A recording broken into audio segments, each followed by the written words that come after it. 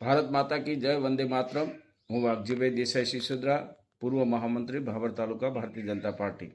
હું વાત કરવા માગું છું આ રાષ્ટ્રના હજારો નવયુવાન વિદ્યાર્થીઓના પેપર લીકની। આપણા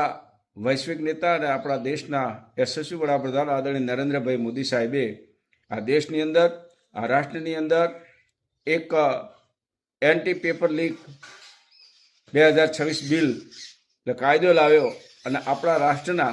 જે વિદ્યાર્થીઓના જે કાયમી માટેના ભવિષ્ય સાથે ચેડા થતા હતા એ ભવિષ્યને સુરક્ષિત કર્યું, યુવાનોને સુરક્ષિત કર્યા અને એટલું જ નહીં પણ આવતીકાલનો યુવાન એ આવતીકાલના ભારત રાષ્ટ્રનો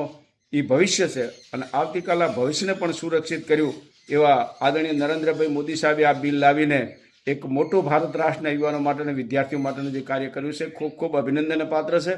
ભારતીય જનતા પાર્ટીની કેન્દ્ર સરકાર અને આદરણીય નરેન્દ્રભાઈ મોદી સાહેબને ખૂબ ખૂબ અભિનંદન અને